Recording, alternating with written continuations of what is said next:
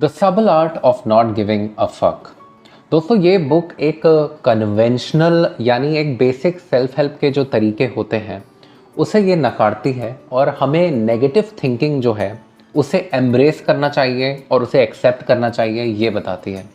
इस बुक को अगर एक लाइन में समझना है तो आप ये समझिए कि जो चीज़ ज़रूरी नहीं है उस पर हमें फोकस नहीं करना है और जो चीज़ ज़रूरी है हमें सिर्फ उससे अपना अटेंशन देना है, उस पर ही फोकस करना है। तो आइए इस पर डिटेल में बात करते हैं। दोस्तों, कन्वेंशनल एडवाइस ये कहती है कि आप शीशे में देखकर खुद को ये बोलिए कि आप सक्सेसफुल हैं, रिच हैं, हेल्दी हैं, वेल्दी हैं, और फिर लॉ ऑफ अट्रैक्शन काम करेगा और ये सारी चीज़ों को पॉसिबल बनाएगा।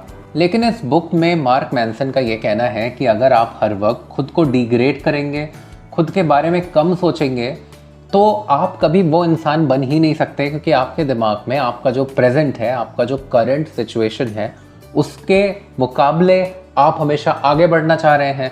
तो ये जो आगे का स्टेट है, आप इस पर इतना फोकस कर रहे हैं कि आप अपने प्रेजेंट पर फोकस नहीं कर पा रहे हैं।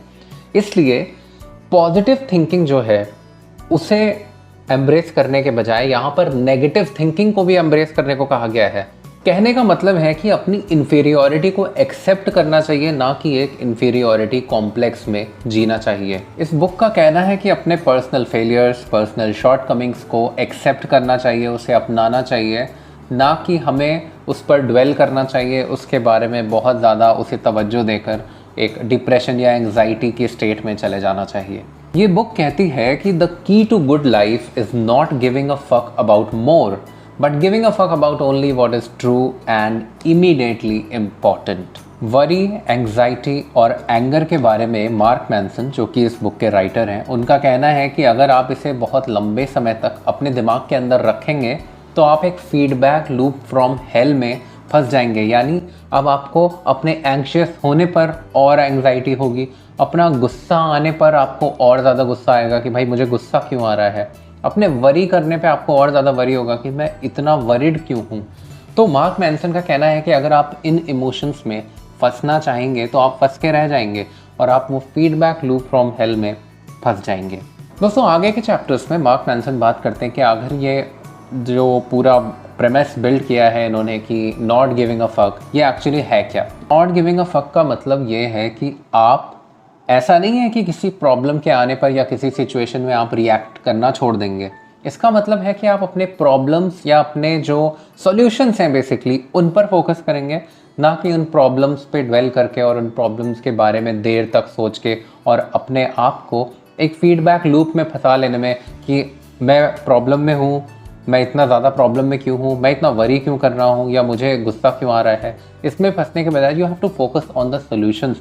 तो basically you have to know कि किस चीज़ को अपना अटेंशन देना है। पॉइंट नंबर 2 है कि किसी भी चीज़ को कम भाव देने के लिए, किसी भी चीज़ को कम अटेंशन देने के लिए बहुत ज़रूरी है कि आपके पास कोई ऐसी चीज़ हो जिस पर आप बहुत सारा अटेंशन दे सकें। तो लाइफ में आपको यही तय करना होता है कि हमें अपना ज़्यादा जो अटेंशन है वो कहाँ पर डिवोट करना है। अगर आप निट पिकिंग, छोटी छोटी चीज़ें पकड़ने में लगे हैं, दिस गोज़ टू शो कि आपकी लाइफ में कुछ ऐसा सिग्निफिकेंट नहीं है जिस पर आप अपना पूरा अटेंशन दे सकें। इसीलिए आप निटी ग्रिटीज़ और छोटी छोटी चीज़ों में फंस कर रह जाएंगे।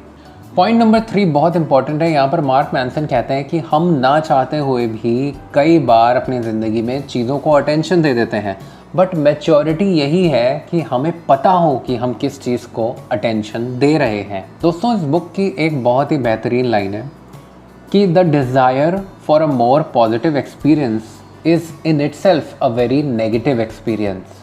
मार्क मैनसन का कहना है कि अपने नेगेटिव एक्सपीरियंस को एक्सेप्ट कर लेना एक्चुअली पैराडॉक्सिकली एक पॉजिटिव एक्सपीरियंस होता है।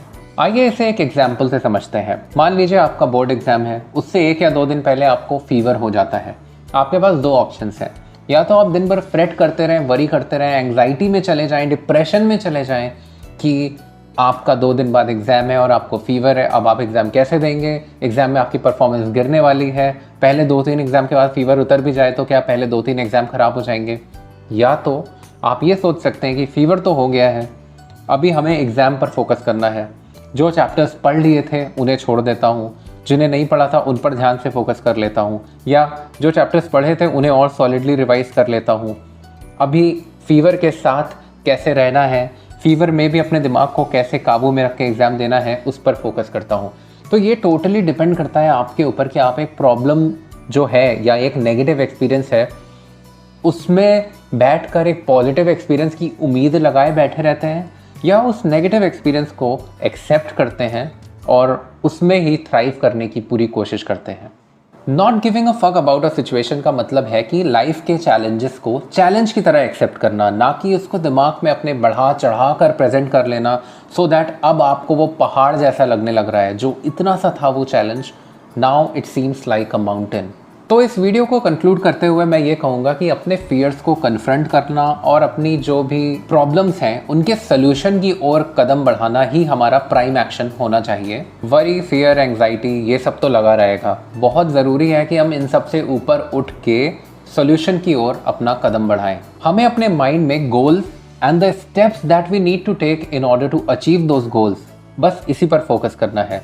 In life we have to decide on what things we have to give a fuck or we have to give our attention and on what things we do not need to give a fuck।